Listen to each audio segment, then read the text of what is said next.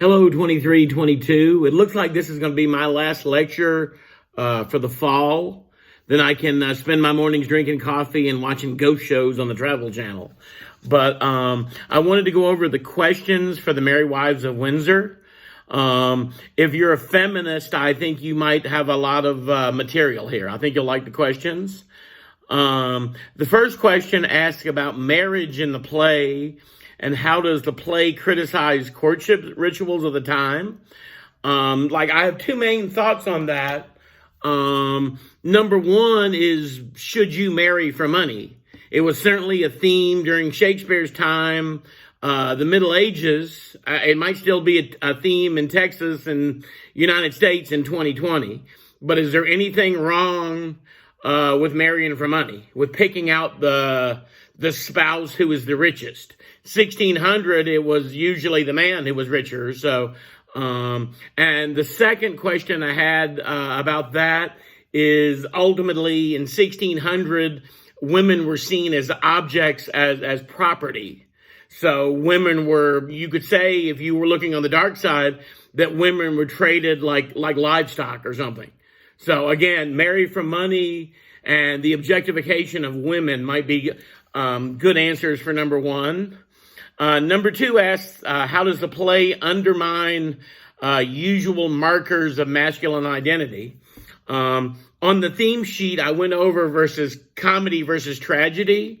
In a tragedy, men are in charge, huge concepts like war. In a comedy, women are in charge. So the men in this play are pretty weak.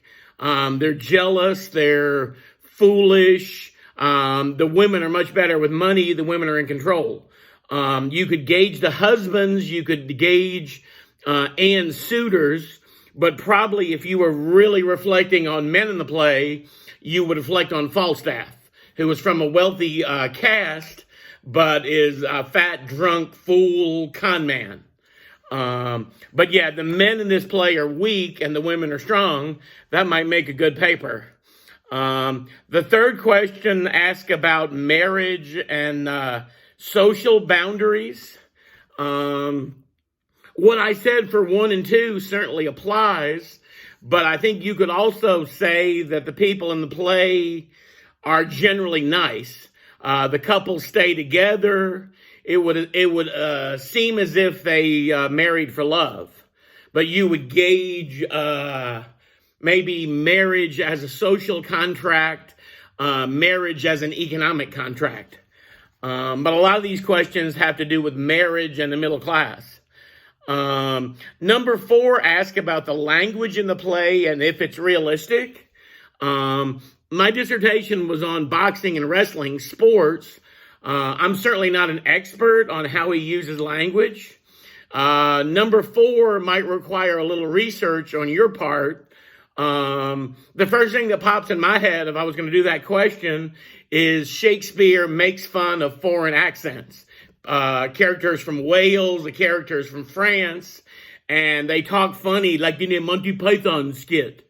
So is it okay if you're in Great Britain and you see a French guy and, you think his language is pompous, and Shakespeare writes his language as pompous as a reflection of the French? And no offense to the French Texans, I'm just telling you about the language in the play. But again, if you like language, you might want to do number 4. Number 5 asks about how the characters in the plays are impacted by wealth. It's a goofy comedy. Most of the main characters are happy. Marriage is a source of fun, frivolity. Get married, have a party. But I think you can tell the difference between the rich people and the poor people too, especially the servants. The servants gossip. They talk about the lives of the rich people, but you can certainly see the difference in the play in the social casts. And that might make a good good paper, and there's plenty of material for that. Number 6 asks about the everyday lives of the middle class people. Generally, literature to that point was written about kings and queens, maybe about the clergy. I think you could read Shakespeare's play as showing the rise of the middle class. But for question number 6, you could talk about middle class values, what they believe in. They seem pretty stable. They seem nice. On the other side of the coin, you could say they're goofy and they spend their days planning weddings. And especially if you're a woman, the 2 major events in your life is getting married and having a baby. So maybe you say it's a pleasant life for the middle class. Shakespeare's showing us that. Or maybe you say it's not great for women. They're property, they're objects. And then the last question asks about women's rights. Can the Merry Wives of Windsor be interpreted as a statement in favor of women's rights? And I think certainly it could. If you go back to comedy and tragedy, a writer like Shakespeare has a lot more leeway, flexibility in a comedy. He can flip the script, put the women in charge of the money, make the women smart, make the men jealous and con men or stupid or whatever Falstaff is. But Shakespeare couldn't do that in a tragedy.